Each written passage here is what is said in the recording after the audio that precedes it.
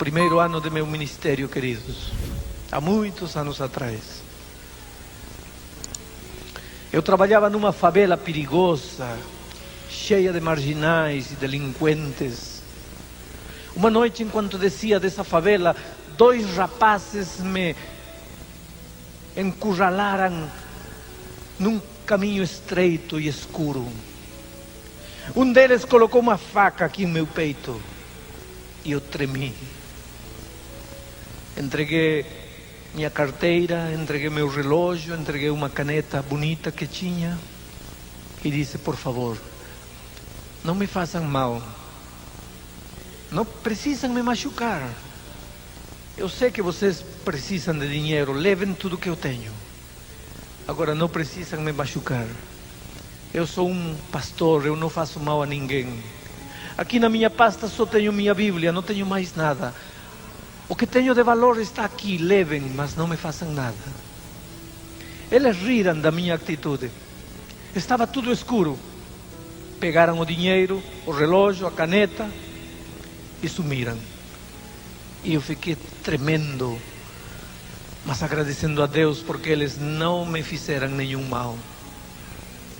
Eu estava preparando uma campanha de evangelismo naquela favela. Quando chegou o dia da primeira conferência,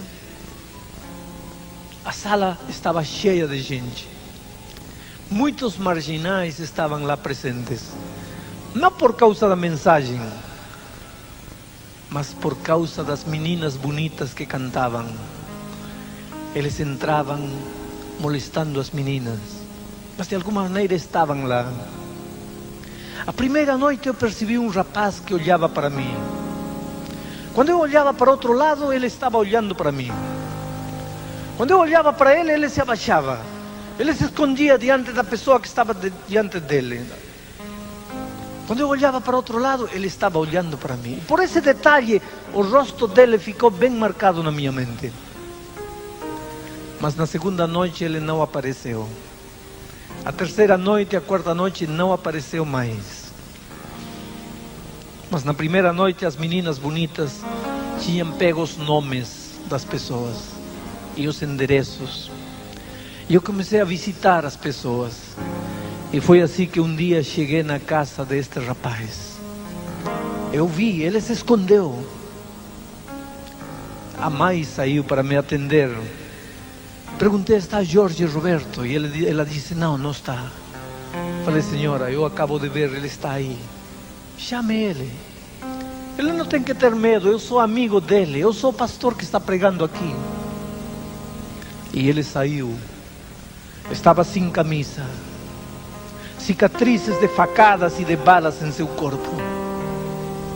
Uma vida feita nos bairros marginais da cidade de Lima. Olhou para mim e disse: o que você quer? Falei: olha, estamos com saudades de você. Você foi a primeira noite, mas não voltou mais. Não gostou da conferência. Começamos a conversar.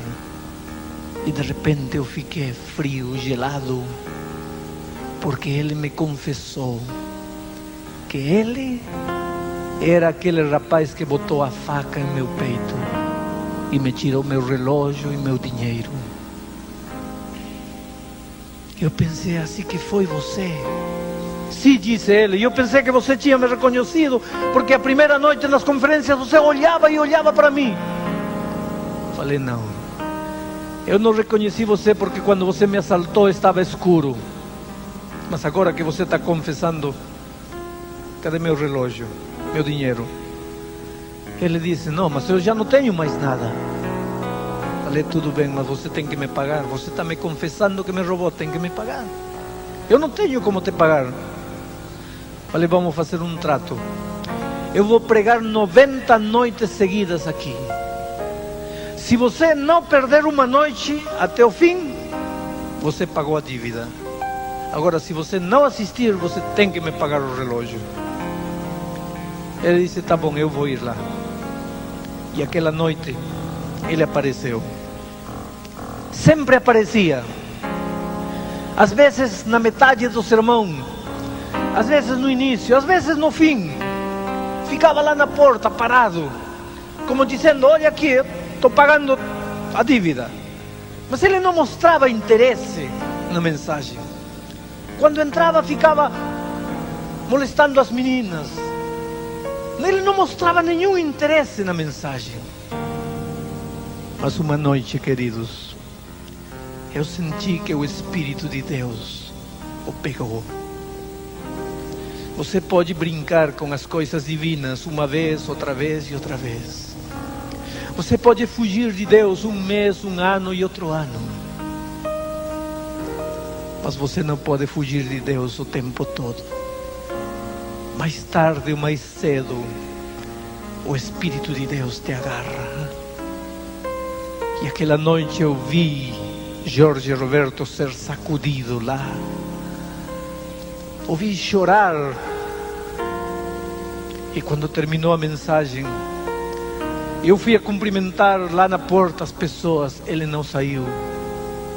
Depois, quando entrei, ele estava chorando num banco. Com a cabeça entre as mãos, chorava como uma criança. Eu me assentei perto dele e perguntei: o que acontece com você? E ele disse: pastor, é verdade o que o senhor pregou? O quê? Deus pode mudar minha vida num segundo? Claro que pode. E ele olhou para mim com raiva e disse: não. Ele poderá mudar a vida de qualquer um. A minha ele não pode. Ninguém pode mudar minha vida. Eu disse: por que, Jorge? E ele me contou uma das mais tristes histórias que eu já ouvi na minha vida. Pastor, disse, eu não conheci meu pai. Minha mãe era uma prostituta, trabalhava num prostíbulo. Eu fui gerado lá. Eu nunca conheci meu pai. Quando eu tinha 5 ou 6 anos, todas as crianças tinham pai, menos eu. E eu perguntei um dia à minha mãe: mãe, por que eu não tenho pai? E minha mãe me deu um tapa na boca e me disse: garoto, isso não se pergunta nunca. Mas eu não precisei mais perguntar, porque um amigo na rua me contou por que eu não tinha pai. Aquele dia eu senti uma coisa terrível contra minha mãe. Mas o que podia fazer? Minha mãe era tudo que eu tinha. Ah, pastor, quando eu era criancinha, engatilhando, enquanto minha mãe vendia seu corpo, as outras mulheres tomavam conta de mim. Eu comecei a acordar para a vida, respirando o lixo desta vida. Quando eu tinha 11, 12 anos, minha mãe ficou tuberculosa. Começou a vomitar sangue. As mulheres então expulsaram lá.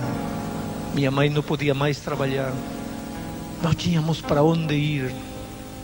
Então viemos para esta favela. Eles tinham feito uma espécie de buraco no morro. Tinham botado uma porta de latão e eles moravam lá, como bichos, como animais. E ele disse: pastor, uma noite minha mãe estava morrendo, literalmente. Uma manhã estava vomitando sangue. O lençol branco todo cheio de sangue. Minha mãe estava morrendo. E eu só tinha 11 anos e não tinha ninguém na vida. Ah, pastor, minha mãe tinha ido de manhã ao médico. O médico tinha dado uma receita, mas não havia dinheiro para comprar remédio. Eu fui a pedir ajuda aos vizinhos que me ajudassem a comprar remédio. Ninguém se interessava por nós. Ninguém quis ajudar. Foi então que eu desci o morro. Fiquei lá embaixo no ponto do transporte.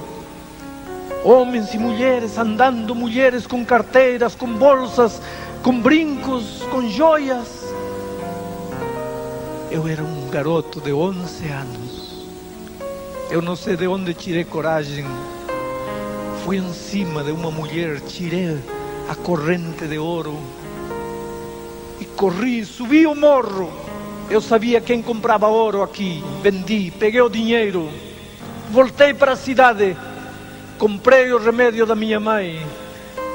E quando chegou a tarde, eu entrei e entreguei o remédio para minha mãe. E aquele dia, aqui dentro do meu coração, se quebrou uma das coisas mais bonitas que eu tinha. Porque aquele dia, pastor, eu entendi que eu não precisava de ninguém para poder viver. Eu podia viver sozinho. Foi então que eu comecei a descer todo dia e tirar as coisas das mulheres, e correr, e fugir, e vender. Nunca mais passei necessidade. Aprendi a fumar, mas o cigarro não bastava. Comecei a fumar maconha. Isso já não bastava. Comecei a cheirar cocaína. Isso não bastava. Comecei a me injetar cocaína. E ele, chorando, disse: pastor, olha para mim. Eu já violentei mulheres. Eu já roubei. Talvez até já matei. Eu sou um viciado em drogas. Para poder sustentar meu vício, eu passo drogas. Eu sou um traficante.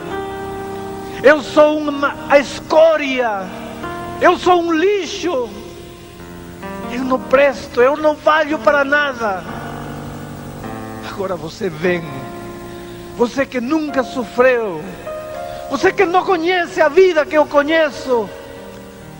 Vai me dizer que Jesus pode mudar minha vida num segundo?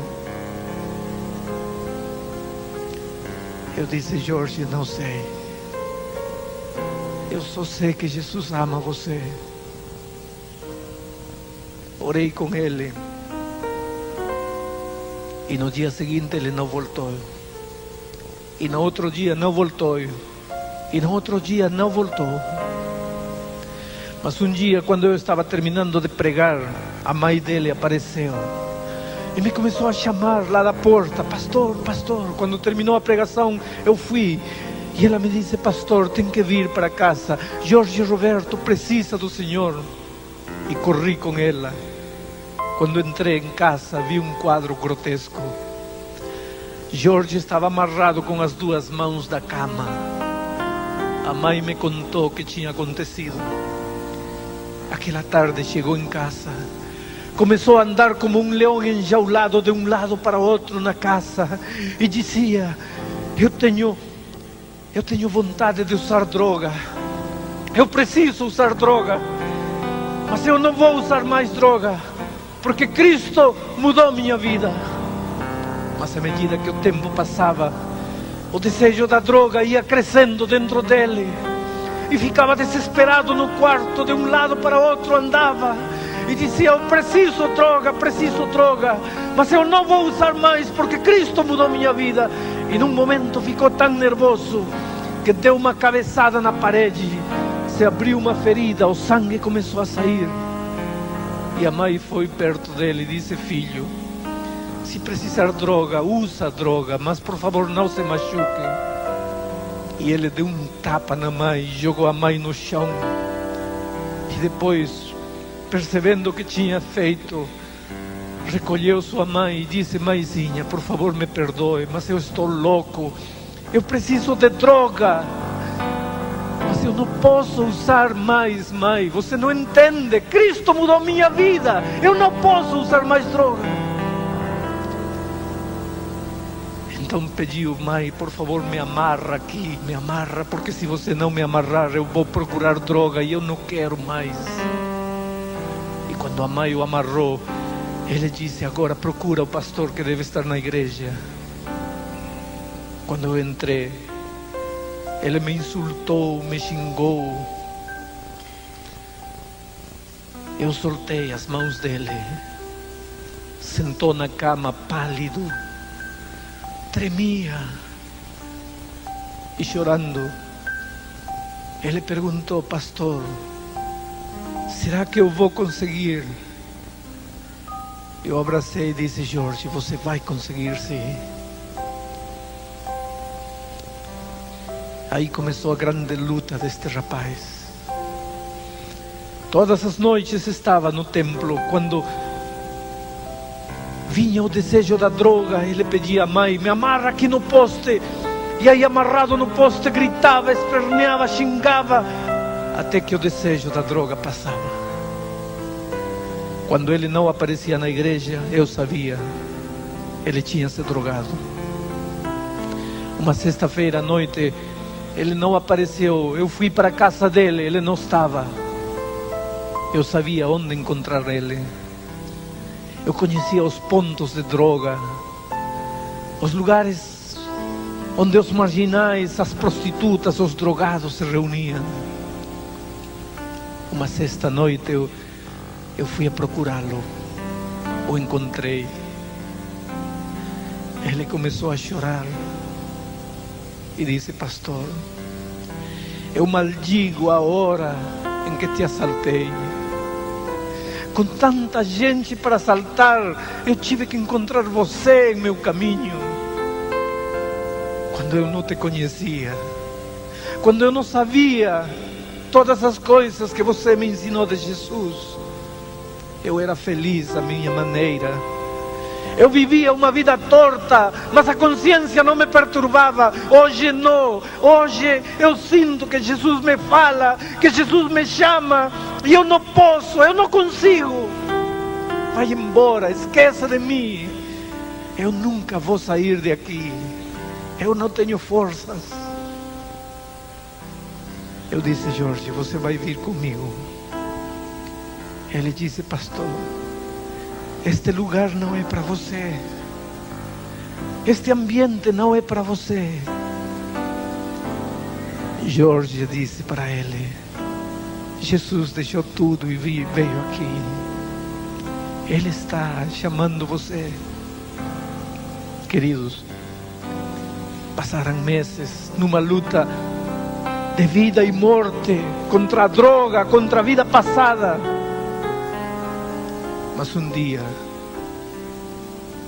quero que escute bem isto: não há nada que Jesus não possa fazer em sua vida. Não importa o que amarra você, não importa o que escraviza você, não importa o vício que você carrega na vida, não importa seu caráter, seu temperamento, não há nada na vida que Jesus não possa mudar, que Jesus não possa transformar. Jorge colocou sua vida nas mãos de Deus. E um dia Jorge parou de usar droga, parou de roubar, parou com a vida marginal que vivia. Eu arrumei emprego numa fábrica de sapatos para ele. Nunca vou esquecer a primeira sexta-feira que ele recebeu o seu primeiro pagamento. Veio à minha casa, parecia uma criança com um brinquedo novo. Disse: pastor, olha esse dinheiro. É o primeiro dinheiro que eu não roubei de ninguém. Eu ganhei esse dinheiro com minhas mãos. Separou seu dízimo, entregou para Jesus o que era dele. Estava feliz. E quando chegou dezembro, eu não podia batizar porque eu não era um pastor ordenado. Mas eu levei Jorge Roberto até o tanque do batismo e o pastor o batizou em nome do Pai, do Filho e do Espírito Santo. E quando Jorge saiu, eu o abracei e meu terno ficou molhado, talvez com a água da túnica molhada dele, talvez com as lágrimas que os dois derramávamos. Porque, queridos, eu estava abraçando um rapaz que um dia botou uma faca em meu peito para me assaltar, e agora Deus o entregava para mim como um presente de amor para a sua igreja. No ano seguinte me mudaram de distrito, e no ano seguinte me mandaram como missionário para a Amazônia. A única pessoa que nos despediu foi ele. Mas quando eu disse para ele adeus, eu não sabia que nunca mais o veria nesta terra. Porque um ano depois, quando saímos de férias, os irmãos me procuraram e disseram: pastor, Seu amigo Jorge está morto. O que foi que aconteceu com ele? Um sábado de manhã, na igreja que agora temos naquele morro, na capital do Peru, o pastor estava cumprimentando a todos os irmãos depois do sermão. Jorge cumprimentou o pastor e saiu e ficou aí na rua.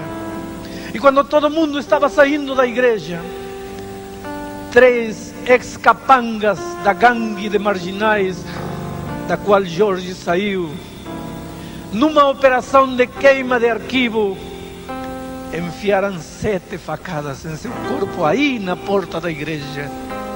Tudo foi tão rápido que ninguém conseguiu fazer nada.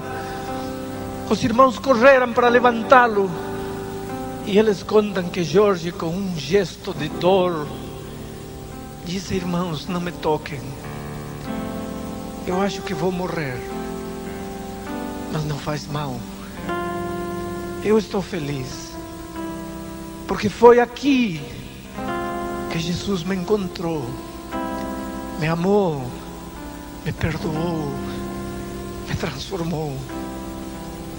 Os irmãos pegaram o corpo de Jorge e botaram num carro.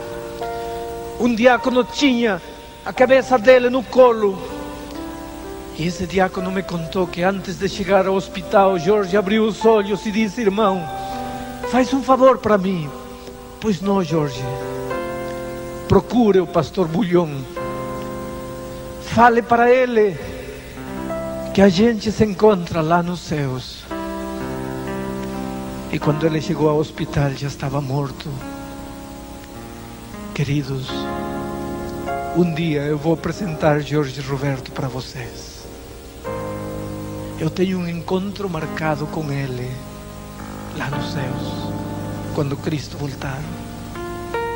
Mas eu me pergunto se Jesus foi capaz de transformar a vida de um marginal como Jorge Roberto, de um drogado, de um traficante. Se Jesus foi capaz de transformar a vida de um homem assim, que pode haver em tua vida que Jesus não possa transformar? Então, por favor, não me diga quem é você, como você vive, o que há de errado em sua vida. Uma coisa eu sei: este momento Jesus pode operar o grande milagre em tua vida. Esta noite tem 3 tipos de pessoas aqui. Aqueles que um dia já foram convertidos. Esta noite, na hora do apelo, quero que respondam, pedindo a Deus que confirme mais uma vez a conversão que um dia já operou em sua vida. Esta noite também há um segundo grupo. Pessoas que não têm certeza se foram ou não foram convertidas. Então esta noite peçam a Deus que lhes dê a certeza da conversão. E há um terceiro grupo de pessoas. Pessoas que nunca foram convertidas. Mas esta noite podem dizer: Senhor, eu nasci lobo, mas não quero ser um lobo. Quero ser uma ovelha, por favor, me transforma neste momento. E queridos, conforme a sua promessa, Jesus pode fazer o milagre num segundo em sua vida, agora.